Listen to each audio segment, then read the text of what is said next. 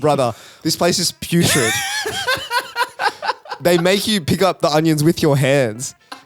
All of a sudden, we just hear, oh.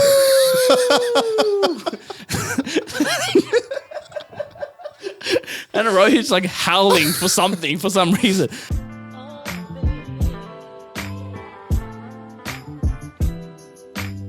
Welcome back to the Critical Banter podcast. This is the podcast where we take the best bits from your favorite late night shows, package them into one singular podcast.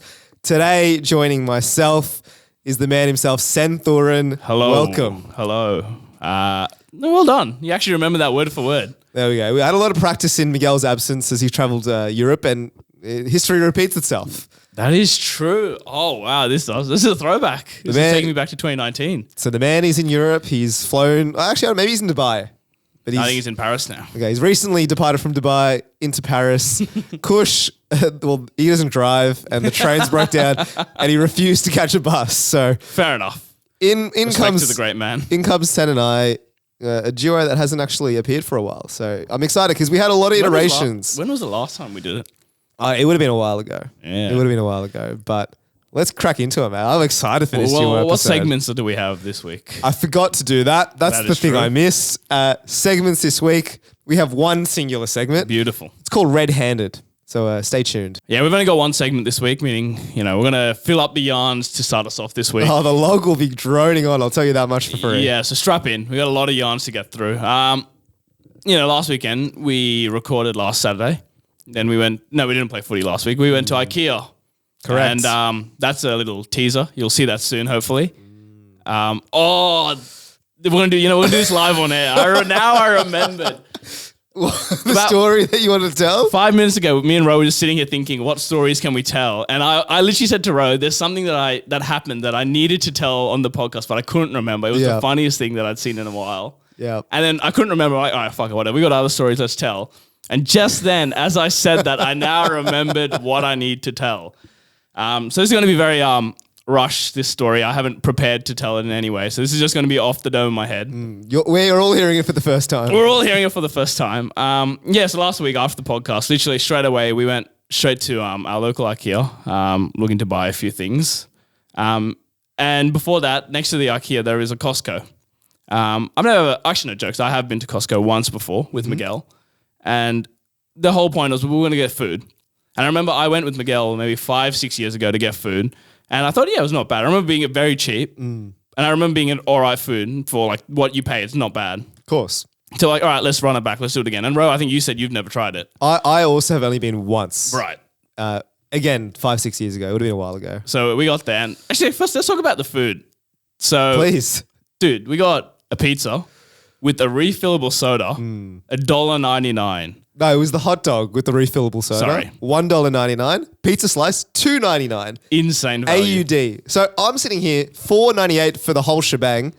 Hot dog, pizza slice, massive pizza slice, mind you, and like a litre worth of Coke Zero.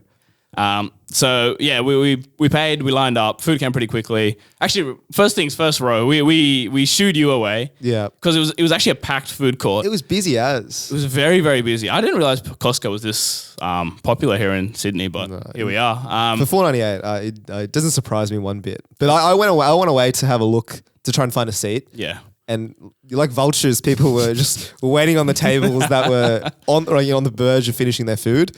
And so I had seen this family, almost finishing their food. And then I took myself as an opportunity. I said, you know what? I'm going to go up to them and I'm going to connect because I want to be the first one that sits on that bench. And there's like 5 other people just like waiting for them to go. And it's whoever sits down first, right? Yeah. I thought, I don't want to engage in this, malarkey. I want to guarantee the spot, like a VIP fast ride ticket at Wet n Wild. That's what I wanted. So I went directly to them and they were luckily they were an Indian family. Easy. So I thought, this is just, taking candy from babies here. An open layup. So I went up and I was like, hi, auntie, how are you?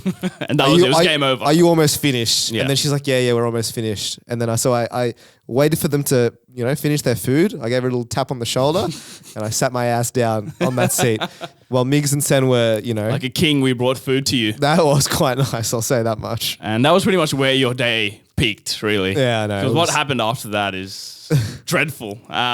So like I said, we got hot dogs. And basically, the hot dog, firstly, was like 40 centimeters long. It's a long glizzy. Yeah, it was big. Actually, it was a weekend of glizzies. I just remembered. I'm really preempting a lot of stories here. Yeah. Anyway, so we get the glizzy, and it's just a long ass Frankfurt on like a big bun, and that's it. You got to go all the condiments on the side, so you have to go serve it yourself. So we all sit down. Everyone like put their food down, and then one by one we all filled up soda and whatnot. And then you guys did that for me, and then we went and filled up the condiments on the thing. On the hot dog. So I was sitting and I was holding the table because, like I said, it was very busy. So I said I'll go last. So you guys go first. So you and Miguel disappear for a bit. No, so Migs was in the line of the soda. Yeah. And I went to do the condiments. And so I've had a look. So I'm going, right? And so like the condiments you can choose are the sauces. Yeah. And there's onions. And relish. Yeah. I count that as a sauce. Oh, okay, sorry. Yeah. So like there's two bottles. There's three bottles. One is a squeeze for relish. One is a squeeze for mustard. One is a squeeze for tomato sauce. Yeah. And then there's onions on the side. Yeah. Right. And so I've gone in. I've decided I'll get all three. So I've made myself a nice little glizzy with all three: relish, tomato sauce, and mustard. Right. And so then I've had a look. Do you want to tell this story? Do you want to tell the story? I actually want to hear your version of it. No, you tell it first, then I'll give my version.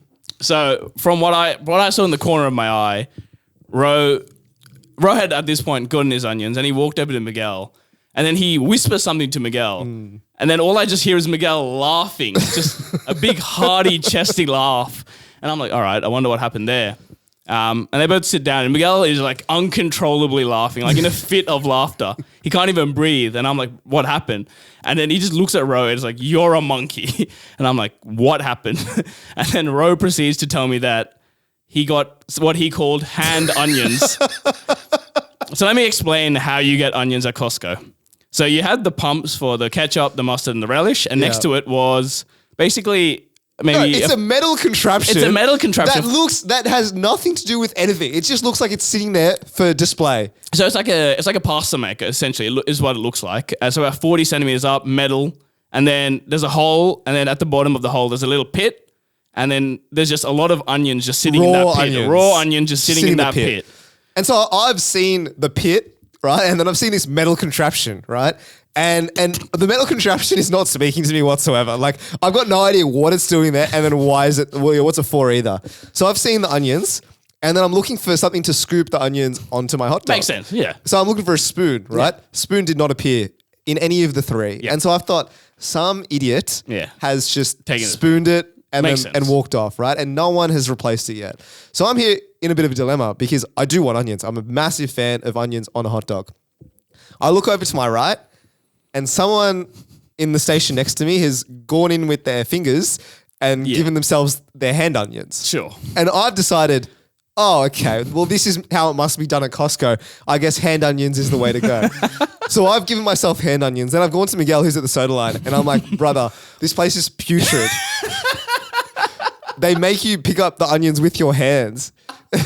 And then that's when Miguel proceeded to laugh in my face, and then showed you how to actually do it. And so essentially, like I said, it's like a pasta maker. So there's a hole on one end, and on the other end there's a crank, a massive like shaft, and you're just meant to crank it.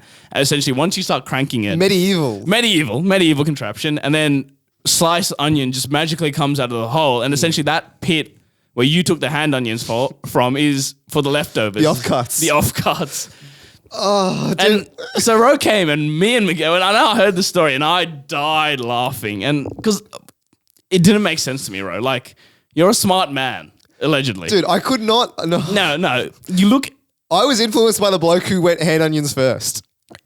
Dude, we just went through a global pandemic. Surely everything by now, nothing is. You use your hands for it. Yeah, that's why I was so confused. I was distraught that I had to not distraught. That's a bit of a stretch, but I thought, this is how it's done, and I'm not going to question it because I don't know. It's Costco, man. Like I'm getting a hot dog for $1.99. I thought there's, they didn't make you squeeze the tomato sauce out of an actual tomato either. Why did you think you have to? Can I just say I have a big gripe with condiments, making your own condiments. Like I love it. What do you mean? You're such a big fan of it because you get to put as much as you want. No, I agree, but like I think I just want I'd like you to do the basics. Like give me the hand onions, no problems there. But like you put the tomato sauce and the mustard for me. Yeah. I'll do the little bits and bobs. I'll do the rest. But I would like at least, just some sort of service. and then it was my turn to go put up the condiments. And I Yeah. looked at the pit, and I swear I saw bits of onion with like sauce on it and like hair in there. And then we were leaving Costco to go to IKEA. And as we were leaving, we saw literally a cleaner take the pit of hand onions out, and then he was literally like cleaning the table and putting all like the rubbish and like dirt into the hand onions. So I mean, it's actually filthy. But you know what? It didn't actually even taste that bad. I didn't even realize it was, because at that point we didn't know it was the offcuts. Well, I didn't. Did you? Yeah, well, when I went up, I saw the sauce in there and shit. I'm like, this is definitely putrid. It's rank. You're not meant to be taking your onions from here. Whatever. Yeah, so there was definitely something in those onions, because then we went to IKEA, and then immediately, like, it was like we stepped into the demilitarized zone or something. Like, you immediately started shuddering and like... I hate IKEA. I'm just going to put that out there on the table. Yes, we know. You said it many times last week. I despise the concept that is IKEA. I'm not a browser. I go in and I get what I want. Is that your biggest issue, that you have to walk through all of it? Yeah, but like I have this issue with like Woolworths. I have this issue everywhere. Like I have a list of things I want to get. Yeah. I'll get them. And I'm getting the hell out of there. But at least with Woolworths, you can just go in and out. IKEA, once you're in, that's it. You're like a roller coaster. You got to stay till the end. Yeah. And then like usually I'm going with my partner and she loves the browse. Like she'll be like, oh, look at this. Like we should get this lamp. It looks so nice. Like let's get, these drawers. And I'm sitting here like, mate, we're here for the candles. Let's just go to the candle section. That's it. But yeah, the second we stepped in there, you were shaking, making weird noises. I was itching. You were hurrying us up. Me and Miguel just were like moseying around, trying to look at things, and you were like, all right, let's go, boys. Come on, let's go. Man, just relax, bro. We just got here. And then we were getting towards the end, and we came to like I don't know if you guys have been, I don't know if this is normal with all IKEAs, but like at the end section, like near the checkout cash area, like this basically becomes a massive warehouse where they hold all their stock. And then Ray was walking a bit ahead of me and Miguel. Me and Miguel were just talking about something stupid. And then all of a sudden we just hear, oh.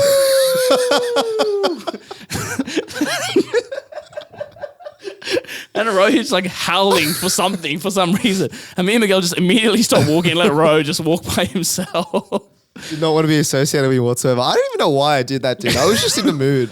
So I just started howling. You did say you were very tired. I was sleeping. You were half asleep, exhausted that day. And then it doesn't end there. No. So we didn't even buy anything. We walked through the cash out, and right at the end, we wanted to get dessert, and Costco had run out of sundaes, and IKEA had soft serve. So we're like, all right, let's get a soft serve. So we're in the line to get a soft serve, and then Miguel left me. Firstly, so Miguel, if you're listening to this, you're a bastard. So Miguel left me with Ro, a very unhinged Ro.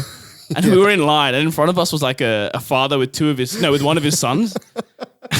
And they had just ordered a soft serve. There was no one else in the line, mind you. They just ordered a soft serve, and then the father was paying, and the son just got his soft serve. We were about to walk back to his mum, and they were literally walking back past us through the line. And then as the kid walked past, Ro just turned around and just went, ruff.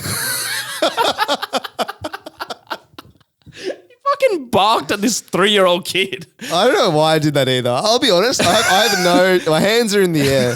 There is no justification for what happened. I don't know why I was howling and why I was barking at children. Barked at this literal toddler. Okay. Also, just quietly, when we went up to the soft serve, the cashier, her name was Nazi. So let's just put that on the table here. I was getting to that. So we went up to order, and I looked at her, and I looked at her name tag, and I looked back at her. And we both looked at each other and were like, are we going to acknowledge this? Her name on her name tag was Nazy, which is very convenient. I don't know how you pronounce that. I don't know how else to pronounce it. Nazi? So then I was an idiot. I knocked Ro, and I'm like, Ro, look at her name. And then we're right in front of her trying to order, and Ro gets his phone out and starts taking a picture of her. And the thing is, like, the name tag is on her chest, so it just looks like I'm just videoing her breasts. Yeah, like a creep. Yeah, like an actual creep. But in reality, I just want to get the name tag because what a name. Nazi. Nazi. Who knows, man? But yeah, that was Saturday. And then on roll Sunday. And then we had a big one on Sunday. We had big plans. So for our non-Eastern Seaboard Australian listeners, it was something called Magic Round in the NRL. So it's our version of rugby. And Magic Round, essentially, they played all the rounds games, so 8 games, all at one stadium over the weekend in Brisbane. So we had tickets for the Sunday. And so me, you, and another one of our friends, we're going to fly up on the Sunday morning. Mm-hmm. So your flight was at? Yes, me and another friend, me and Glade, his flight was our flight was at 6 a.m. Yeah. So we had planned what we were going to do. I was going to drive to Glade's house at 4 a.m. He's going to drive to the airport. We're going to park there, get on our flight. And so then actually the Saturday night, we had a friend's birthday. Oh, yeah, so we're playing ball games and it's getting late. It's like 11:30 and I'm like, it's time to go home. I have like a 3:30 wake up tomorrow. Not to mention because Friday night, we also both went out separately, but we also had big Friday nights as well. So we were tired. Exhausted. And so, so Saturday night rolls around, 11:30. I'm like, get home, pack my bags, 12 o'clock, fall asleep. Yeah. 3.5 hours sleep. I wake up, I look at my phone, I see Jetstar has cancelled the flight. So what were you thinking? Was it panic stations straight away? It was panic stations because I don't know I've never had a flight cancellation. This is new territory. I've had actually nothing but good experiences with the Jetstar. Okay. Jetstar's our budget airline, Ryanair's of the world. Yeah, exactly. I don't know what American Maybe a airline. step up from Jetstar, step up from Ryanair. Maybe, but not much. Yeah. But they've cancelled the flight, 6 a.m. flight. So I'm sitting here like, well, and the first game is at 12 or 12:30 or 1 or something like that. And it's an hour and a half flight up to Brisbane. Correct. And so I'm thinking, all right, we're going to miss the first game, but I'm just hoping that I do not have to I'm hoping there's a flight, around the time that I want to go. But then luckily Jetstar comes absolutely clutch. 3:30 in the morning, they send me a text, your flight has been cancelled. They send me an email, rebook for free. Oh, beautiful. And I'm like, you beauty. So I have a look and I see the flights. There's like a 9 a.m. flight. Yeah. I'm like, perfect. Well, I'll book that in. I've texted my mate. He's still sleeping. Yeah. But I've just been like, book this flight. No dramas whatsoever. So we all booked the flight. And not only that, we're not flying Jetstar anymore. Now we're flying Qantas. Oh, mate. They've put us on a Qantas flight. So Sen's very well versed in Qantas. He's got Qantas pajamas. He loves this airline. He absolutely loves it. And so I've never flown Qantas before, but Qantas is a nice airline. Yeah. And I roll around at 8 o'clock on a Qantas flight. And I'm thinking, this is luxury. Yeah. Because the seats are wide enough for 3 people. Three people can fit. It's a nice material. I don't know. I just had a lovely time. Get food. And so the thing is, I was actually quite happy with the cancellation because it meant that my flight was 6 a.m., which was the cheapest available flight. I did not want to get on this flight. It just so happened that the 6 a.m. flight was, financially the best decision. Absolutely the best decision. Like $300 cheaper than the next flight. So they've bumped me up to a better airline at a more reasonable hour. Exactly. And so thinking, for free, absolutely free. So I'm thinking, Jetstar, you absolute kings. It's a different story if I rock up to the airport and then the flight's cancelled. Exactly. You'd be spewing. They've at least had the courtesy to cancel the flight 3 hours before. 3 hours before. Lovely. Ample time. So I go to sleep at 4 a.m., wake up at 7 o'clock. Beautiful. And the day is just going to get better from there. Exactly. So at the same time, I also knew you guys were going at 6, so I got a 7 o'clock flight. So mine was all right. I got up like at 5 something, got dropped at the airport. And then it wasn't until I landed up in Brisbane when I turned my airplane mode off and I saw your message and you had the courtesy to tell me at 8:30 that your flight had been cancelled. So I thought you guys had just found out. So I'm like, oh, fuck, what are you guys going to do? It wasn't until later on that I found out it got cancelled 7 hours ago. Yeah. You just didn't bother telling me. Well, I was a bit worried for you because I knew you were flying the Qantas at 7 a.m. Yeah. And I thought, like, the Jetstar flight at 6 a.m. has been cancelled. And if they're rebooking people onto Qantas, you're going to be in trouble because Sen doesn't buy tickets. Let's just open the curtain here. Sen rocks up to the airport. I'm a majority shareholder at Qantas. He rocks up to the airport, no ticket. Yeah, exactly. Just goes ask the lady, like, Mate, I know Alan Joyce, let me in. What's the next available flight? So I'm thinking there's absolutely no danger here. Yeah. Because Sen might actually not be able to get on the flight. But then we're calling you and it's not coming through. So I just assume you're in the air. Yeah. And then I text you. I'm like, thanks, mate. Brother, what's your plan? I think it luckily worked out because it was 7 o'clock. I think a lot of people took your same mentality and just booked a later flight in the day because no one else wants to go at 7, right? No. So I think it worked out nicely for me. So I landed there at like 8:30, 8:45-ish. And then my cousin, who also went up with us, Big Triple Cheese, was messaging me the night before saying, oh yeah, let me know what time, I'll come pick you up. I hear absolute radio silence from this man. And then someone else messaged me saying, yeah, I'll come pick you up. Bless her. Bless her. soul. Absolutely bless her. She drove half an hour out to pick me up alone. Yeah. And then I asked first thing I asked, I'm like, where's Triple Cheese? And she just rolled her eyes. And apparently he got absolutely plastered the night before with one of our other friends. Mind you, there were 7 of them. Only 2 of them got this drunk and was passed out the entire night. So anyway, whatever. So we were driving back. And then bless her soul, she's dropped you home and then picked up me and Glade from the airport as well. So she's done 2 half-an-hour trips.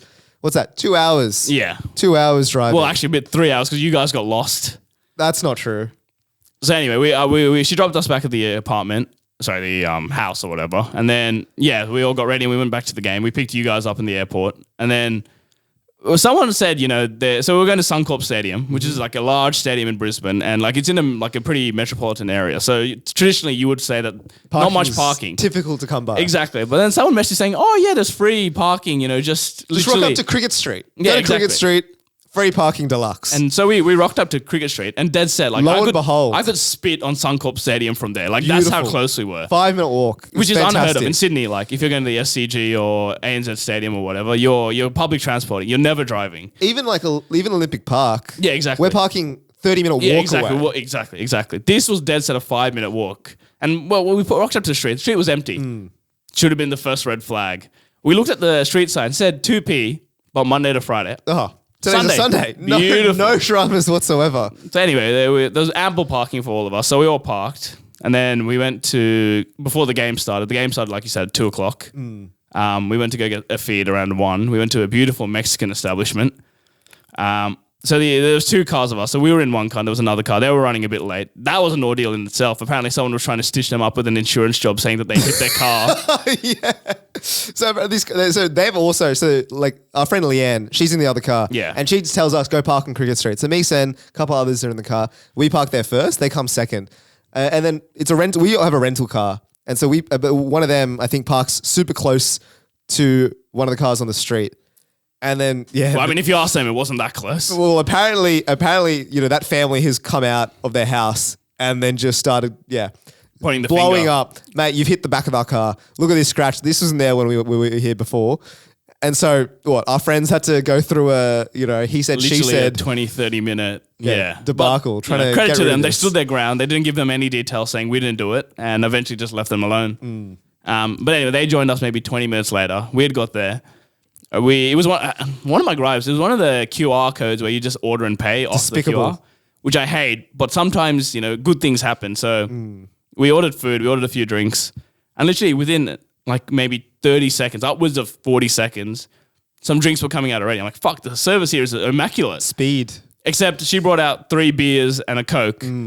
Famously, I was the only one drinking that day, and I'd only ordered 1 beer. And then Ro and I looked at each other and we're like, game's on. Yeah. The others, on the other hand, were like, oh, we didn't order this. Did we order this? I'm like, bro, just shut up for a second. Just hush, all right? So Ro immediately... Let me and Sen do our thing here. So the lady with she brings out literally a tray of drinks. I think she bought 4 drinks and there was 3 of us maybe. Yeah. It was something ridiculous like that. It didn't make sense. Anyway. Well, just drop it here, love. Yeah, she's like, Don't ask who ordered the questions. beer? And Ro's just like, just shut up and put all the drinks down and go away. Yeah, we'll distribute it amongst ourselves. I'm doing you a favor. You just put it down. Sort it out.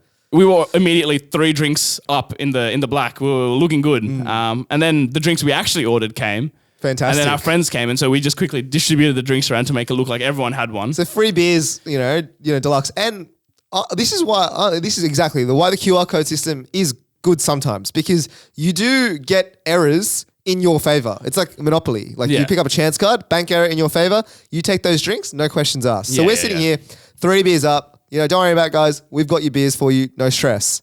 And then maybe 5, 10, even 15. It was like it was a fair while later. A lot longer. And the guys who had just arrived also ordered drinks. And then this young girl came out. So a different person to who had originally given us the drink. She came out and she said, "Did you guys get 3 beers and a Coke earlier?" And then I'm like, yeah. And she's like, "Oh, did you order it?" And then I said, "Yeah, of course we ordered it." And then she's like, "Oh, well, we must have duplicated because the table over there ordered the same thing and they didn't get their drinks." And we're like, "Oh, oops." Damn. Oopsie daisies. Yeah, it happens. What are we going to do? Let's all have a laugh about it, eh? And then she said perhaps the weirdest things I've ever heard. Never heard this come out of someone's mouth as a waitress. She's like, "Oh, okay. Do you mind paying for those drinks then?" And I'm sitting there like, I was like, no, No. I do not want to pay for this. Like, we didn't order it. Yeah. Sorry. And then she's like, "Oh, well, then I'm going to have to take those drinks back." Meanwhile, I deleted half of my beer, so I happily gave it back. Yeah. And so we were like, literally, I'm pretty sure everyone had taken at least a sip out of every Couple drink. of sips, mate. So I was just thinking, what were they? So she took the drinks back. We gave it back to her and she took it back. And I was just thinking, what was she going to do with it? You can't possibly just give it to No, you can't. You sort of top up job and give it back to the guys who order it. No filthy. dramas. So they're just tipping it out. At that point, just let us have Let it. us have it, mate. Like, what's 3 beers and a Coke Yeah, to a that's fine nothing, establishment exactly. such as yourselves? Like, outrageous. It was silliness. No, but the thing is, right? Like, I don't have a problem. The reason why I have no issues whatsoever, no Yeah. moral qualms about getting free food from places like this and other people not getting it is because the other people will complain. Yeah. And then they'll just make it and give it to them. So everyone wins. I'm not taking food off the plate of those guys. I don't know. Like we've done this so many times at various other establishments and they've just made it again for the new people. Yeah. Or at El Camino when we did it to that really drunk group, they were so drunk they didn't even realize their drinks didn't come and we just took it off them. No, exactly. Like, make the 3 beers and a Coke and give it back to the blokes who order it. Yeah, it's 5-10 minutes late, but at least they get it. Asking us to give it back is one of the most egregious things I've ever. And then where is the customer service? Yeah, and they sent this young poor girl. She didn't even want to do it. She felt so awkward doing it. And then after that, every time we ordered food or drink, the manager would come out and she would have the receipt and she would say the name of the person who ordered and be like, all right, I got, tacos for Ro. And we'd be like, yep, that's mine. And like they were so anal about it after Dude, it was actually just putrid behavior from this establishment because it was their mistake. It's their mistake. We've taken a little bit of advantage of it. Yeah. But just why are you taking these drinks back to pour down the sink? It made no sense. That's what now that I know, going forward, if we ever do it, I'm going to tell everyone just drink as fast as you can. Yeah, it's got to disappear. But then I reckon at that point they're going to be like, you have to pay for it. No way. Again, it's their mistake. They can't expect you to pay for it. Yeah. We're going to plead, blind ignorance and say we ordered these drinks and they came and we drank them. Like, tough luck. It's their mistake. Your mistake. Dude, if you're coming up to a table and saying, are these your drinks? Of course they're going to say yes. Yeah. No one's ever going to turn down free drinks. No chance. But anyways, that actually soured the mood slightly. Slightly. It was a bit of a hiccup. And the food wasn't even that good. The food was bang average. So average. Anyway, so we left this place and the game was about to start. And then, we were at the stadium for upwards of 7 hours or whatever. That's a lot of footy, just quietly. Three games back to back to back. One of the games, the middle game, started pissing down, torrentially raining randomly. That made things quite interesting. But look, I'm not a NRL fan. Yeah. It actually took a bit of convincing to get me on this trip because I was very much I don't really watch NRL. I don't like watching games at the stadium. This is not going to be fun. But then I got peer pressured. Also, I just felt FOMO. So I was like, I'm going to come along. Fair enough. But then I decided, all right, I'm going to start doing side quests. So I've had a look and then, one of my friends, they've told me that, they've always wanted to be in a corporate box. Yeah. And I've decided, mate, I would love to be in a corporate box. Yeah, Let's of see what course. that's It's the dream. about. So I'm just sussing it out. We're going to get some glizzies, more glizzies on the way. Yeah. And on the way back from the glizzies, I've seen an entrance to the corporate box that is slightly less attended to. Yeah. And the lady seems like she's having a good time. So I've walked in with, zero plan, just a good attitude. And I've walked in, I've seen her, and she's like, I was going to ask her a question. I was going to ask her where the bathroom is because I just wanted to get a sense of what the vibe was. Yeah. But as I was asking her, she was just dancing. And so I thought, what? Yeah. What do you mean? I don't know. She was just chugging a boogie, manning this entrance, right? Yeah, right. Okay. And for some reason, she hasn't questioned me as I've walked in. Yeah. So I was in the process of, do you know where the bathroom is? But I stopped halfway and she's just dancing away. So I've decided, you know what? I'll give it a little bit of a boogie. What? So I've just started dancing with this, the security guard. Yeah, it was very bizarre. But anyways, she's asked no questions and suddenly I'm in the corporate box. Easy. I'm in the area. So now I'm I've infiltrated, the enemy. And I've walked outside. Yeah. Because you can go to the inside section or there's a nice outside where a there's balcony kind of balcony area. area, right? Yeah, right. And so I think, all these companies maybe or all these people are having a good time. Not a single ethnic inside. No. Zero. I mean, that was the whole stadium. We were the only ethnics there in 60,000 people. I barely saw any other ethnics. Very few. But in the corporate box, of course, yeah. you're not finding So, anyone with the skin. And they all would have been dressed up nicely as well. Oh, of course, they were wearing shirts, and I was wearing t-shirt, shorts, and a bum bag. Right, I did not fit in whatsoever. But I'm here, and I'm going to take full advantage of this. Right. Yeah. So we've walked into the outside balcony, and there's seats everywhere. But people they're all taken. Yeah. So I'm thinking, all right, what the hell is this? I want to at least sit down because now I'm just standing in someone's corporate box and they know that I'm not here with them. Yeah. Right. So I'm thinking, you stand out. Sound alarms are going off. So I've decided I'm going to bring my mate. I'm like, all right, let's go. So I've grabbed her. Yeah. We go in and then we decide to just go inside a corporate box, open the door. But the thing is, there's a lot of the ones that are full. Yeah. And so we've got to find one that's empty. Empty. Yeah. But there's this, for some reason, they've just put Tui's beer signs on all of them. So it's actually very difficult to see if it's empty or not. So we're just peeking in the doors, having a look, and then finally we see in COD where you just open the door a bit. Slightly ajar, and then we walked in, Yeah. right? Empty corporate box. Yeah. So we've decided, all right, we're going to sit here maybe for half an hour and then we'll go back to you guys, right? Yeah. And so we're sitting there enjoying, loving it because it's beautiful seats. The seats are extremely comfortable. Yeah. There's no service because we're not supposed to be there. Yeah. But there are drinks in the fridge. Yeah. And so I've told my mate, I don't drink anymore. So I've told my mate, go ham. Oh, yeah, okay. Drinks, unfortunately, fridges are locked, right? So smart. it makes sense. Makes sense. So like, whatever, we'll just sit here and enjoy for, half an hour or so. And then I see a lady giving us a side eye, right? Like another security guard giving us The one that danced with you? Not the one that danced with me, another one. And she's had a look at what we're doing. Yeah. And I've seen her have a word to the security guard, right? Mind you, there's no one else in this corporate box. It's just me and this other person. Yeah, right. So, all the other ones are full. So we are standing out like a sore thumb. Yeah. But I'm thinking no one's going to question it because we're there. Yeah. Anyway, so she's had a word to one of the secchies. And I'm like, we got to go. Like, we got to get out of here, right? So now it's like mission impossible. We got to get out here without, getting caught. Yeah. And so my friend was worried about, like, if we get caught, we'll get kicked out of the stadium. And I'm like, who cares? Mate? We've watched 2.5 games of footy. Exactly. Like, I'm honestly ready to go home. Yeah, exactly. Like, quite frankly. And so as we're walking out of the door, we've been confronted by the lady. And she's like, right. So what were you doing in Corporate Box 101? What's it to you? I was like, dude, I don't know what to say here. So I just started making up some story about how, my friend booked a box and, I thought I walked into the wrong one. My bad, right? Yeah. Expecting no follow-ups because we're on the way out. She's giving me one follow-up. She's like, sorry, which friend is this? And at this point, I'm like, I'm a little panicking a little bit because I'm thinking like, obviously I'm not supposed to be here, but I try to play it cool. So I just reinstate the same thing. Yeah. My friend booked a box. I'm here for him. Yeah. My bad. I've walked into the wrong one. I'm leaving anyway. On me. And then we just walked out, Yeah. right? And so, you know what? I'll say this. Corporate box experience, nice.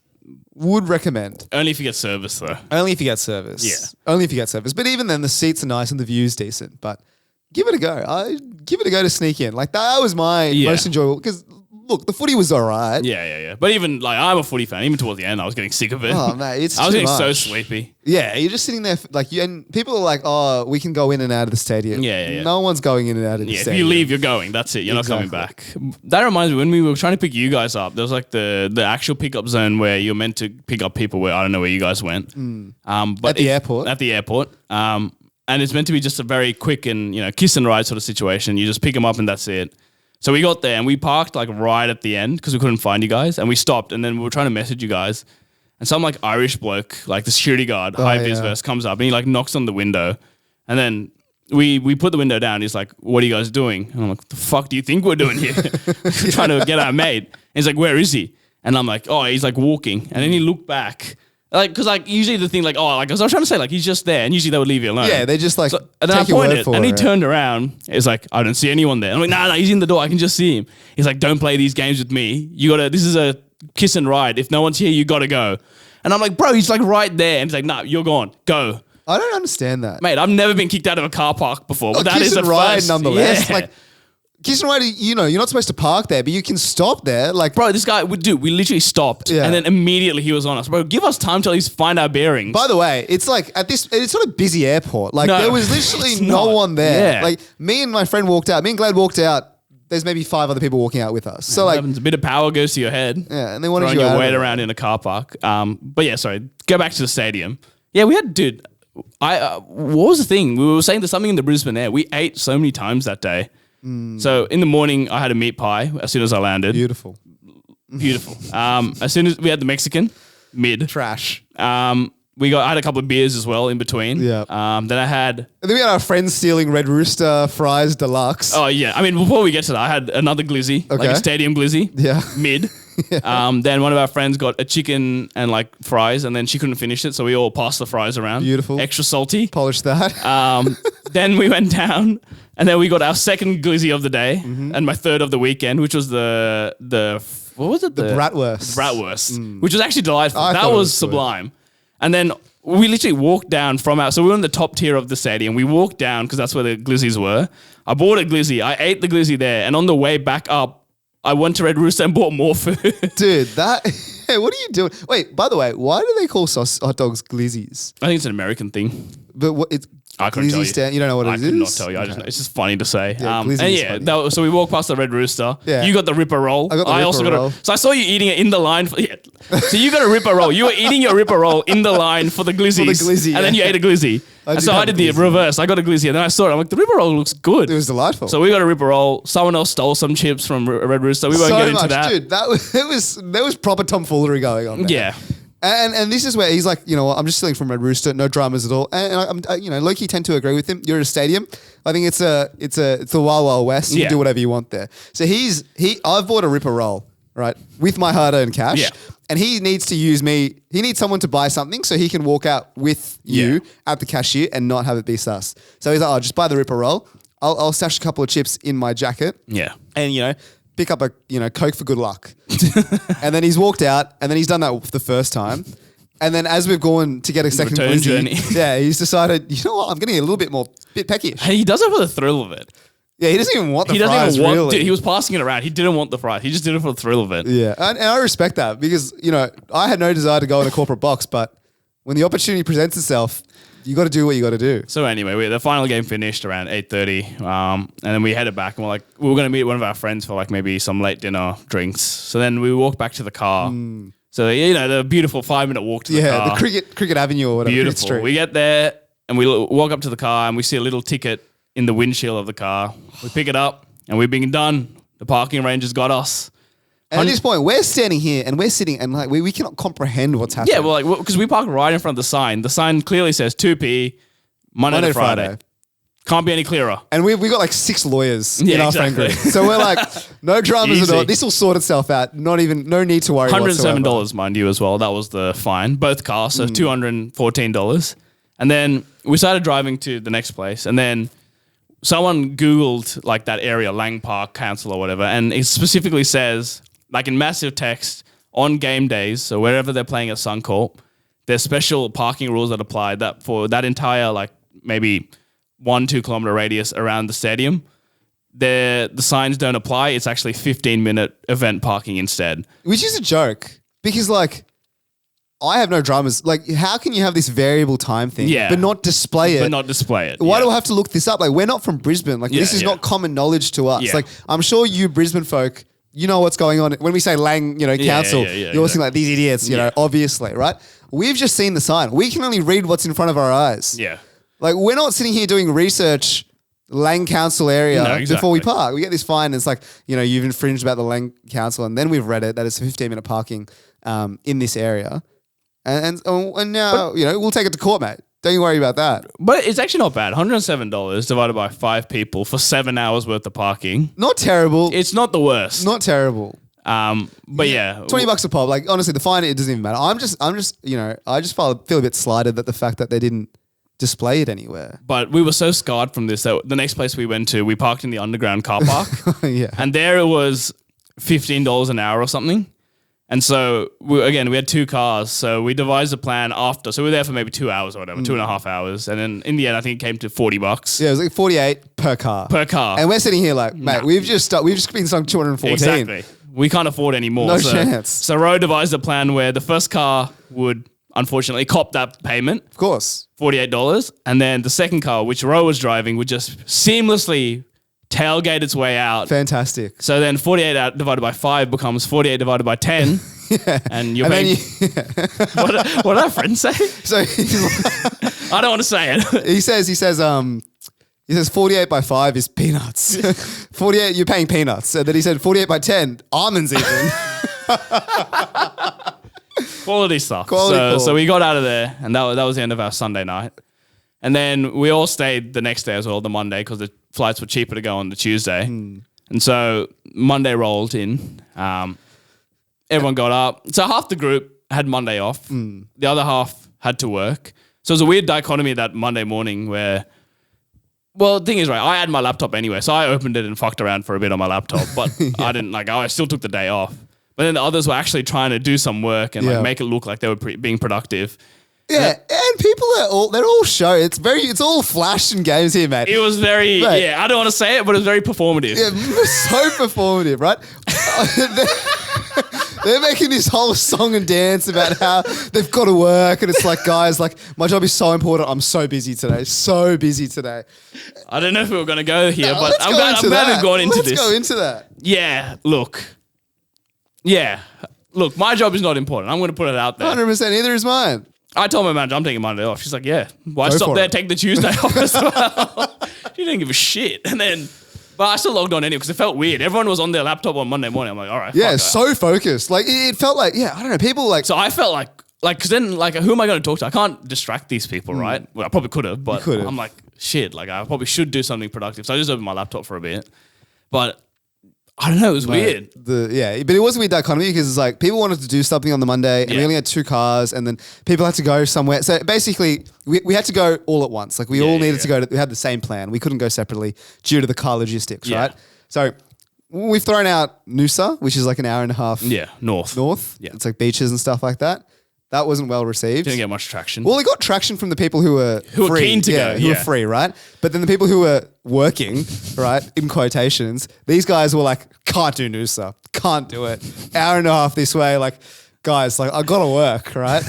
and so we're like, all right, whatever, let's go to the Gold Coast, right? Which is the opposite direction. The opposite South, direction. An hour. South. An hour and a bit. Hour and change. And with an hour, everyone's happy Suddenly to go. everyone was in. Everyone's in for the Gold Coast. What do we do? We'll go Top Golf. Beautiful. So I think we were in the car, me and Sen, where no one was working. Yeah, that was good. We were cruising, mate. Yeah, We were having the exactly. time of our lives, driving, playing all these car games. In the other car, mate, Stress City. You got 2 people on their laptops in the back seat, you know, pretending to do work. Look, I don't know if they did any work that day. How can you do work in the back of a car? I can barely do work in my office, let alone in the back of a car. Like that is, and like, okay, so I was in the car with this guy who was doing the work on the way back. Yeah. And I'm looking at what he's doing, and he's just got his laptop open for his emails. He's just reading emails.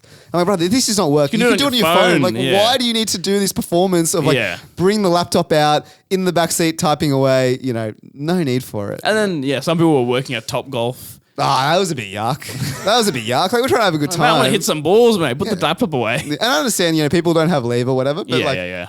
Which is whatever. That sounds like a you problem. That does sound like a you problem. But, you know, at least have the decency to hit a couple of balls. It's like smoking. Don't do it in front of me, man. Go do it in the side somewhere where I can't see you.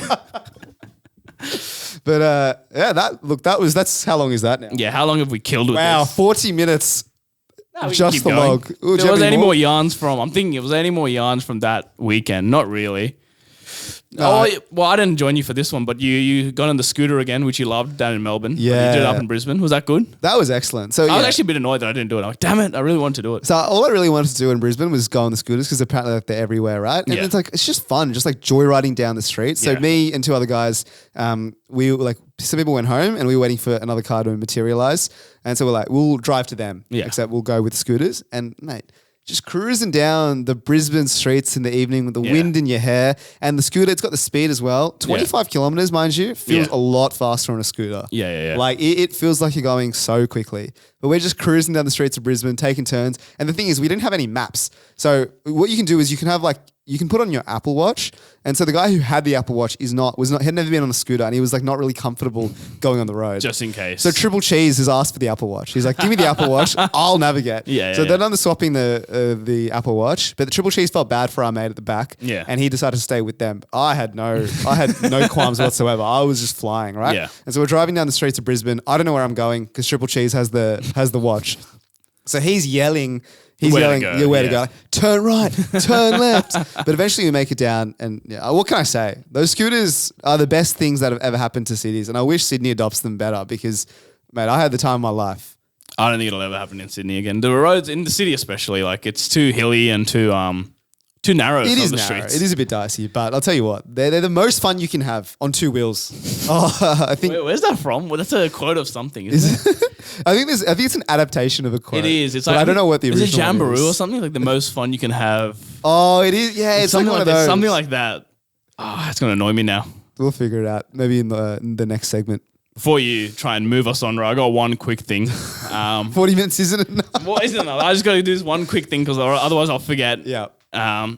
It's pretty stupid. We had a work event the other night, so we got a cab. So firstly, cab.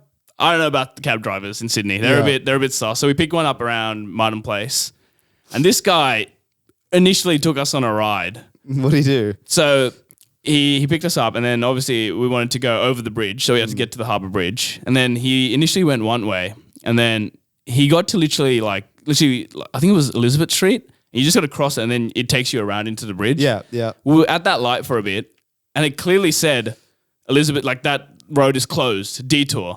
But he was staring at it for a bit, and then it goes green, and he drives like halfway towards it, and he's like, oh, it's closed. And I'm like, You've been driving in the city all night, man. You're As if a you cabbie, didn't mate. know. You know exactly what's As going if you on didn't here. know. So then he had to go right, and then we had to go back into the city, and we drove all the way around through like Pitt Street, George Street, Yeah. down towards like fucking Barangaroo to get back onto the bridge. And I was looking at the meter, Yeah. and it gone from like maybe he picked us up, it was like $7. It'd gone up to like $20 at this point. He Yeah. burnt like $13 just driving around in the city. I'm like, far out, mate. And then we started driving. You're lucky I'm not paying for this. Yeah, you're lucky that my company's paying for this. Because if it was me, I'd be furious. Yeah, absolutely. And then we were driving, and then he was trying to yarn with us, and it was like a Egyptian bloke. And then I caught a cab with, I split with one of my mates. And then he was doing the thing where the cab driver spoke very broken English. And so he was speaking very broken English back to him. Oh, like your mate? And I just felt very uncomfortable with it. I think that's okay. I don't know. Because I'll tell you off air who this person was, and then Right. you'll realize he was kind of mocking him. Okay.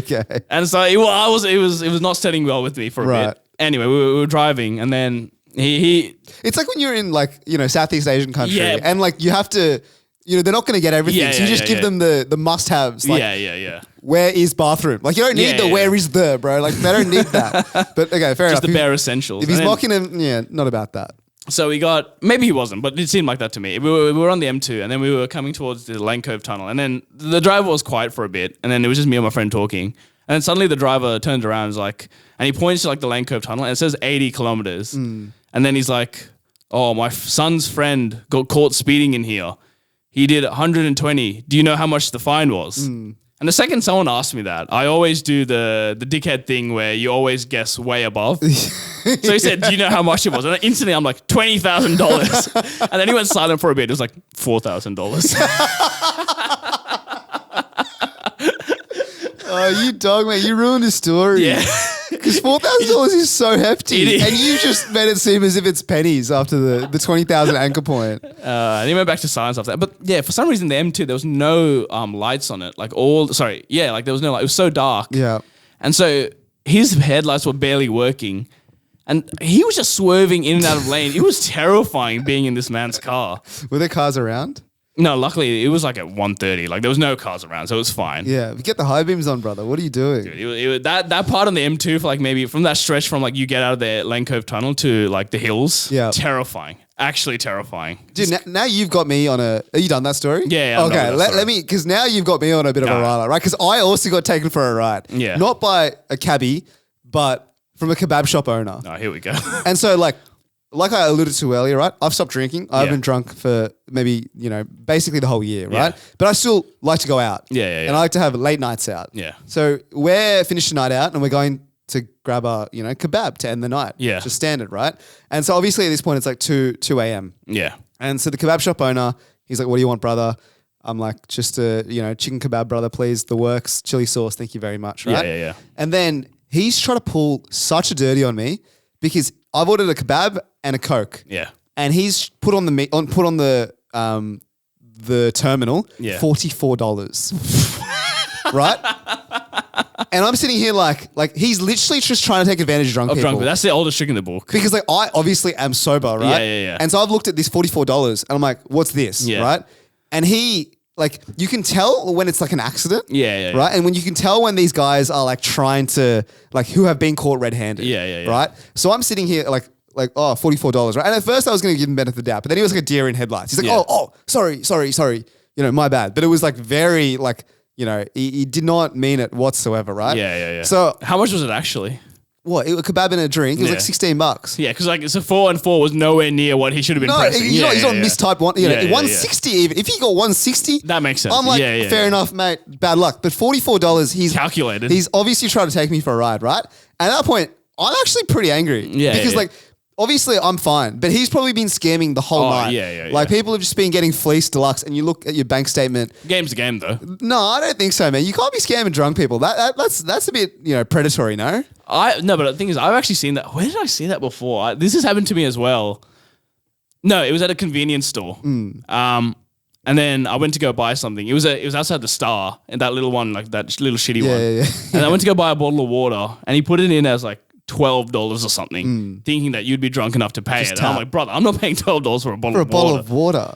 insane. Dude, these guys they're like scum They're of the shifty, earth. very Now, shifty. Let me, obviously, right? I understand. I take free drinks from people at restaurants. But let's not pretend that that's any, No, exactly. on the same playing field as And it's not like we went and stole it off them. They offered it to us. We just said yes. This guy's dead set just trying to steal of us, Yeah. right? And anyways, I was furious. Anyways, eventually I paid my money, ate the kebab, never. And so maybe this is a warning, right? Pay attention to what you're tapping because like, Yeah. for example, like my dad, the reason why I learned always look at like the terminal before I tap is because my dad, when we had like a family lunch somewhere, he just tapped the card, went home, and instead of like the meal being 1,600, it was 1,600.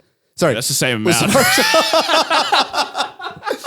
Instead of the meal being 160, it was 1,600, right? And so obviously they've done it by mistake. It's Yeah, just like a yeah. lunch place, right? They're not obviously not trying to scam my anyone. God. But then it was a little bit of a hassle to try and get the money back. Yeah. Because there's no real proof. Yeah. Well, no, the receipt. No, but like I don't take receipts. I didn't think my dad No, took but they would have the receipts. receipt. The FPOS would have the Yeah, receipt. but we only realized like 2 days afterwards. So it's like, Ah. mate, we got to go back and do this whole shebang. Anyways, eventually they relented because the family of five is not eating $1,600 Yeah, at exactly. like this, one single dollar sign, takeaway joint, right? But that's why I always check Check it, the yeah. terminal. So every single time I'm looking, I'm like, mate, is this correct? And so this $44 guy rubbed me the wrong way. Get rid of him.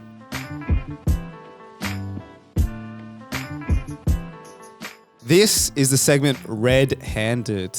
And it's just, we're going to tell some yarns about, times that we've been caught at work, red-handed, doing things that we should not be doing. So, Sen, I believe you pitched this segment. I'd love to hear how many times you've been caught. Oh, too many. I'll only give a few today. But the reason why... And none from your current job. None from my current job. Absolutely not. Save myself from any future litigation. The reason why I came up with this, I don't know if you saw it. It was on it went all over like TikTok and Instagram recently. Well, it's recently, like 3 weeks ago. It was like this Australian, I think it was Channel 10, like Australian news channel. And like the lady was like reading the 6 o'clock news. And then you know how like in the background they'll have like the actual newsroom and like all the journalists are like working or whatever. Yeah. So like she was like reading the 6 o'clock news and then in the background, literally the first person right behind her, obviously there's a glass and then there's the team. Yeah. So the person behind her was facing the other way. So his computer was to the camera. And so instead of working, what this bloke was doing was watching Shrek. What? And so for like 20 minutes of this newscast, this bloke was watching the 2004 seminal classic Shrek. Dude, look, I've done a lot of things at work. Like at work. Yeah, I can say I've never once decided to watch a movie during work. Well, I'll get to it because I've got a story for that. Here we So go. we're going to, in this segment, and we'll bring it back and obviously we'll throw it out to listeners in the future to see if they've got any good stories. But, none of us here are ideal workers. Far from it, really. And so we're going to tell some stories where we've been caught at work red-handed doing something we probably shouldn't have been. So I'll take you back to my very first job working at, I'm going to say it, I used to not say it, but I'll say it, at Vodafone. How brave, Sen. Here we go. We're spilling all secrets today. Oh, yeah, absolutely. This job was very laissez-faire. So I used to work in the store. Yeah. And it was just meant to be like a sales. Just a telco sales. Yeah, You're telco selling sales, mobile fixing iPhones. phones, that sort of shit. So the shopping centre we worked at, there was 2 Vodafone stores. There was a downstairs one, which had been there for 10, 15 years. This brand newly opened store that they opened near the near the food court upstairs. And so that was the one that I worked at. So no one knew we were there. We were tucked away in the corner. Everyone just goes down to the bottom because that's all where they've ever Vodafone known. is. Yeah. So there's been many a day where we just stood there, just twiddling our thumbs. So eventually it came to the point where like, well, we're standing here. We're not doing anything. We might as well have a bit of fun. So we had like the display iPad where like people can like, because we had display phones and stuff where people can come and like play around and touch like the phones and whatnot. So we also sold iPads. So we had a display iPad. And then the actual store itself had 2 iPads for God knows what reason. So we had 3 iPads in the store. Beautiful. So we just went to town. We just downloaded every single game you could think of. Yeah. Clash Royale, Bloons Tower Defense. Every single game, like in 2017, I can tell you the top 10 app store games Why? Because for they're the just year. getting We just cycle through them. And so on any given shift, there was 3 of us on. So all 3 of us, the display iPad was right at the front of the store. And then at the back of the store was the point of sale, the POS, where the computers were. And that's where the 2 other iPads were. So if you ever looked in, and many times people from the other store would look in and come in the store, and they would just see one idiot standing at the front playing Clash Royale on the front display iPad, which was for the customers, not even for us. And then two other idiots in the back corner on their own iPad playing whatever game they wanted there. Beautiful, mate. Bit of Fruit Ninja on the side. And the best thing was we often found multiplayer games where we could all play together. Yeah. So we were playing like online games where all three of us were a team. And there was many Getting times paid to play games. I got paid to play games. And obviously there was many times where customers would come in and they thought we were just like, we were dressed as employees, but no, it was actually us. And then also the customers come in, but you're in the middle of a Call of Duty battle. Yeah, and I'm mate. like, mate, relax. Just give me a second. Give us a second. Oh, yeah, we did play Call of Duty. We played PUBG as well. Beautiful, mate. You got important business on the iPads. As far as they're concerned, mate, you're working hard. Exactly. And it's time for them to wait while you guys have your fun. And what we were told was, if a customer walks in the store, you have to greet them within 10 seconds. 10 seconds? Yeah. What if you're with a customer? No, obviously, if you're free, you're meant to greet them within 10 seconds. I mean, that honestly is pretty reasonable, to be honest. There was many times where I was at the front playing on the display iPad, like right at the front of the store. I can't stress how at the front of the store this was. Yeah. And I'd be sitting there and the customer would walk in, they'd mosey around, they'd look at the iPhones, they'd look at the Samsung Galaxy S's. Another greeting in sight from you. And then they'd look at like the iPad, they'd look over my shoulder looking at the iPad and they'd walk out. They'd be in the store for 5 minutes, no one said anything to them, they just walk straight out. And you know what? I would love this store because I despise being greeted by customer service agents. Dude. I know what I'm doing there. Like I just said previously, I'm going to get in, get out. I know what I'm getting. I don't need you to help guide me through the purchase of a new iPhone. So I've literally looked at the prices on the website before I've come. All I need you to do is transact. Yeah, exactly. That's it. And I'll come to you for that. You don't come to me. So then that's just setting the scene of how this store runs. Yeah. So it was poorly run. There was actually one day where we didn't see a single person walk in the store, and there was three of us. That's outrageous. It was yes, some of the best years of my life. And then so we were just pushing the boundaries further and further, So like the company, corporate had a mandate that you had to open the door like immediately, promptly at 9 a.m. Of course, that's what the website says is open. I expect the doors to be open before 9, and then you can only close the door at 5 p.m. Also fair enough from company rules. And so obviously, we were like quiet. We weren't doing anything. So we would just push the boundaries. We would open maybe at 9:10, 9:15. We'd close at 4:40, 4:50.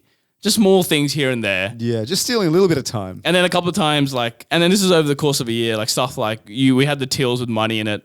Sometimes $20 or $30 went missing from the till. And I will say to this day, I actually don't know what happened. But there was a lot of scrutiny from head office saying... Actually, you guys are stealing money from the tills? I don't know who did it. I actually don't know who did it. It wasn't me. Yeah. But yeah, there was a couple of times where the floats didn't match. Money's just disappeared. But I will just say the people who were closing weren't the brightest blokes. So I'm just starting to think they just couldn't count. But yeah, there was a couple of times where head office are like, what the fuck are you guys doing? Your tills aren't opening. You're closing early. You're opening late. And anyway, this all culminated one fine Sunday afternoon. Sunday morning. So Sunday morning you open at 10 actually. So you get an extra hour. And you close at 5 still. I remember that morning, it was me, another part-time guy, and then a guy who was casual. So immediately, incorrect. You need to have at least a store manager or a full-time member. Someone needs to have this as their primary job. So there needs to be, the full-time members, there had to be a store manager or an assistant store manager because they were the only two people who had keys to the store. Yeah. So that morning, there was us three. And then what was meant to happen was I think it was the assistant manager or the manager was meant to come and give us the key. So we all rocked up. Well, I naturally rocked up late anyway. That was the thing in my team. I was always going to show up 20 minutes late. So I rocked up like at 10:15, 10:20. And I walk up to the store, up to the food court. The store is actually no longer there. But I walked to the store and it was dark.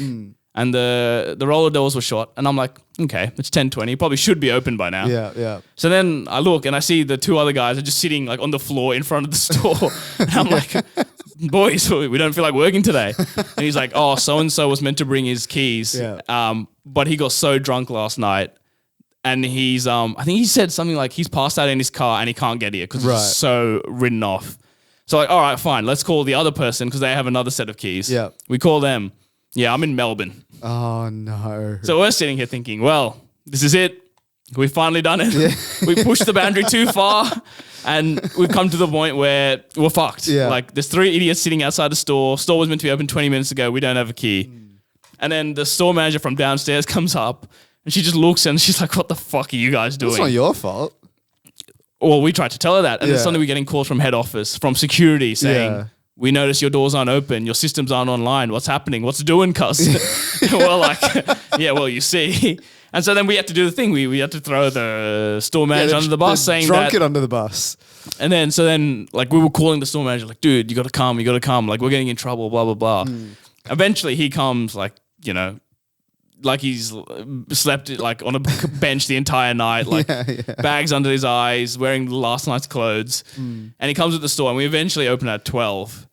And then like, whatever. So we served maybe 3 people from 12 to 5. I'm like, whatever. This is really a big of a deal. No one was coming anyway. Yeah, even if you didn't even open the whole day, I reckon they wouldn't have missed any cash. Partly because you don't make any and partly because people are stealing. Yeah. So. And then maybe a couple of days later, I hear whispers saying that, the store manager's in trouble. You know, he's getting called into the head office for a meeting on Tuesday or whatever. And I'm like, whatever. So I only worked Thursday, Saturday, Sunday. Yeah, you're not looking to make a career in Vodafone. No, you're exactly. not looking to climb the ranks here. You couldn't care less. And then I come in on Thursday and Dino, who was the manager at the time, looked heartbroken. I'm like, oh, Dino, what happened, mate? What's wrong? And he's like, man. Went into the meeting on Tuesday and they've given me the sack. They fired me. And then apparently he walked into that meeting and they had a massive like log of all the things we had done wrong in the store, like the shitty sales, not opening at time, the float being wrong, phones being missing in stock take. You guys got this guy fired. And this guy just got sent immediately. Pack him, Dino. And then pack your bags. And it came to the point, like maybe a couple of weeks later, they're like, we're closing the store altogether. It's unprofitable.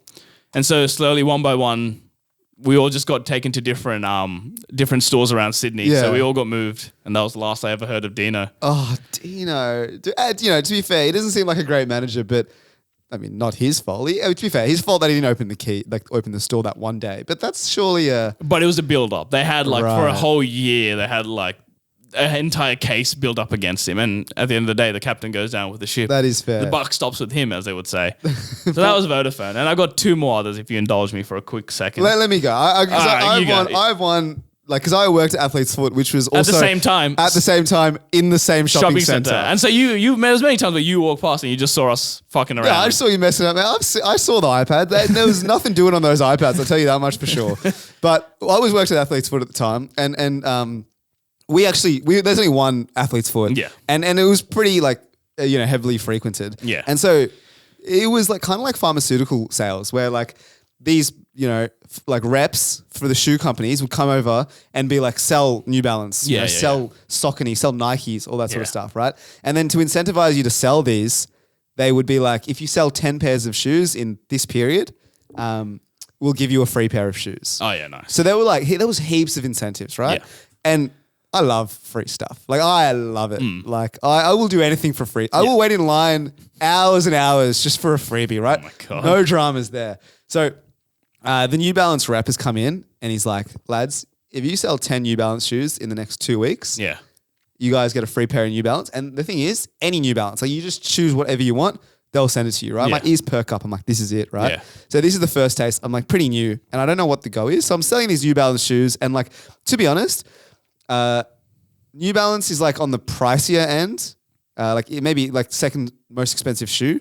And Athlete's Foot shoes are, specifically for running, right? So people are going there for running. New Balance is traditionally for wide feet. So if you have anyone who is like a narrow fit or like just even a regular fit, you're not popping them in New Balance. You're giving them Asics. You're giving them Mizunos. Yeah. But I've got to sell New Balance, right? You got to flog them. Not enough fatties are walking into the store, right? So all these kids, all these people with like, narrow feet are walking in and they're walking out with Nikes and I'm, time's ticking, right? I'm working how many shifts? Maybe 5 shifts. Yeah. So I got 5 shifts. I got to send 10 New Balance shoes, right? Yeah. So eventually they start picking up. You get a few people with really wide feet. I start flogging them up. Last shift, right? Before the deal closes, I have to sell 2 more pairs of New Balance shoes. And at this point, and so I don't know how you don't know how it works at Athlete's Foot, but basically it's like the customer doesn't choose the shoe. Yeah. Like I, as the rep, You're the consultant. I'm the expert. Yeah. I actually choose the shoe for them. Yeah. So they're supposed to walk on this like pad. We then analyze their feet Yeah. because it's like some tracking system. And I say, oh, you're rolling in, you're rolling out. and then you go out back and you pick 3 shoes that you believe fit their foot type, right? So it's pretty like That's pretty cool. It's pretty sick. But that also means that I have a lot of power in these situations. So you just walked out with 3 New Balances. So I've got 2 more New Balances to sell, and 2 hours remaining. So time's ticking. So I walk out the back, and this lady's walked in, and she's having trouble, right? And I look in, and she's asked me. I really like Nike. So I'm like, sorry, sister. No, you don't. No, you don't. And so I've gone out at multiple times. Don't have your size in the Nikes. Beautiful. Here's 2 New Balance. And here's an Asics, which I know doesn't fit you. so Just on that, have you ever played Secret Hitler? No. Especially, it's the same thing where you gotta essentially you're giving someone like 3 face down cards. Yeah. And essentially, if they got to pick whether it's fascist or not fascist. Right. And so if I'm picking and I'm on like Hitler's team, I want to give you the fascist ones. Yeah. So essentially, it was like that. You're giving them 3 fascist cards. Yeah, and mate. you're just stitching them up. It's the biggest stitch up of all time, right? So like this is the first time, right? So last sale of the day, last sale, I'm guaranteed the prize because she's gonna walk out with shoes, and I've given her 2 New Balance and 1 shoe that I like is 2 sizes too big for her. Yeah. Right. So she's bought the New Balance, and I'm cheering, right? Got the 3 pair of NBs, called it a day. Then in comes another rep a week later, Saucony.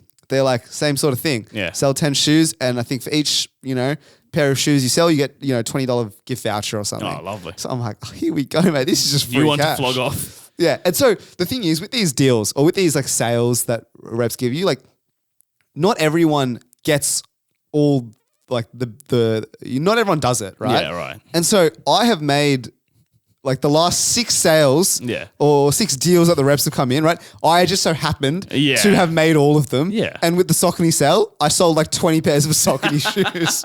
So I'm like $400 in the Oh my God. So the manager comes up to me, right? And not yet, because she then shadows what I've done. And I do the classic lines. Sorry, we don't have the Nikes in your size. Yeah. Sorry, we don't have this. These are the only ones that will fit, right? I'm flogging like these crappy pairs of shoes to them. These people with deformed feet, mind you, like proper messed up. Like I'm still giving them shoes that like kind of work for their feet, but like I'm obviously putting a bit of mayo on it and just giving them the ones that will give me the best deal. So the manager comes up to me. She's like, "So, I heard that you said that the New Balances didn't have size in this 8.5s," and then she walks out. Yeah. And then she picks them up, delivers to the customer, and then I got banned from all the deals. Yeah, dude. I could bro. I could not participate in the. See, I don't understand that. Like, if you're gonna allow these people to come and give these incentives, then what's the point? What's the problem? I'm just playing. I'm playing the game. That's what I thought. But to be fair, I was playing the game slightly unethically. But like the fact that she banned me from all future promotions, dude, not happy with that. It's corruption, bro. It is a little bit of corruption. But I'll let you go tell more. I have plenty as well, mate. I got plenty, but I'll give you 2 quick ones. One isn't me. So you said you've never thought about watching a movie at work. Yeah. Let me tell you. So after Vodafone, I worked at a smaller accounting firm, and this person, this person. I'm not going to say their name, but you know this person. Okay. And picture him. You know him. Say their name and Kush will bleep it out. Yeah. No, I've said his name before. Big Dazzy. Okay. Yeah. So we used to be, obviously you put your earphones in, you're allowed to listen to music, blah, blah, blah, podcasting. But it came to a point where Dazzy got moved to another part of the office because it was me, him, and one other guy all sitting next to each other. And all we did all day was just talk and like distract everyone else and do no, exactly. So it's like school, they moved him away. Yeah. So he got moved to like the middle part of the office by himself next to the admin people. Yeah. And so it solved that problem. He was quiet, too quiet. So every day, Dazzy had his earphones in, and then he'd be sitting there in his own world. But the thing is, he wasn't doing any work. Yeah. So he was quiet, but he's not doing any work. Yeah, no work's being done. So what's happening? So everyone was kind of thinking, like, well, what is Dazzy doing? Sitting away from everyone else. So the admin girl, we told her, can you just watch him and see what he does? And so one night one day she was watching him, and for some reason he had his phone like hidden underneath like a. I forgot what it was. Like he had like a couple of like sheets of paper and he had it hidden in there. Yeah. And like the brightness was real low. And he had it horizontal as well. So she was like kind of peering. Yeah. And this brother is watching, it wasn't a movie, he was watching NBA. And apparently he's just been watching NBA every single day. And I was like betting on it as well. For like a week or 2 until they caught on. That's like how we in school were playing, when we had got phones, we were playing Snake and we would hide it in our pencil cases. Yeah. And then just like constantly play. But, fair enough. If they're going to move Dazzy, he's got to watch his NBA somehow. He didn't want to do it on the laptop though. Nah, it was blocked. So he had to do it on his phone. Yeah, I had to do it. So then they brought in a policy, only one earphone in at each time. I'm pretty sure actually when Amanu was working at like a financial company, wherever he was working, right? I'm pretty sure they implemented a rule because him and his mates were sending too many messages on Slack or something. Like on Teams, they sent like 50,000 messages in like the span of like 3 days. Oh, so they were like, they literally like, they had some cap on number of messages or you can't use your phone. I think Manny had to put his phone in a box or something. Yes, I do remember this. Like, because he was just constantly on it. So they were like, you have to just put your phone elsewhere so you can't be on it. And then my final one. So my next job after that accounting firm was another accounting firm. And then I was just sitting there one day and it used to be a thing where it was a big floor and like a lot of teams sat with each other. But I didn't like sitting with my team. So I sat, as my friends would say, in Narnia, which is like literally all the way on the other side.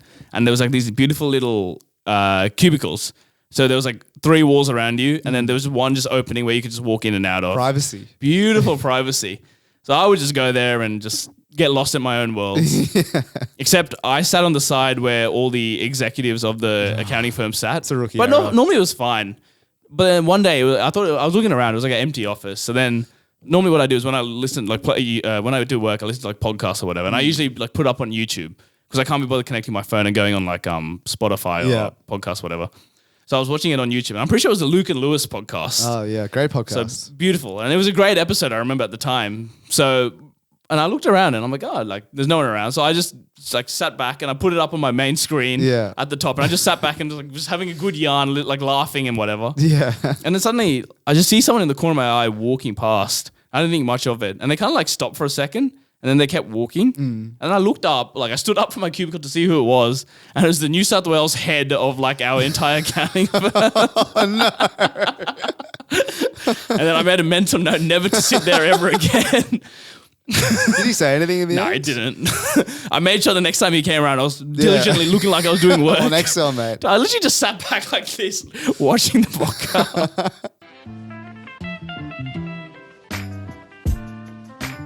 Alrighty, that brings us to the end of this episode 204.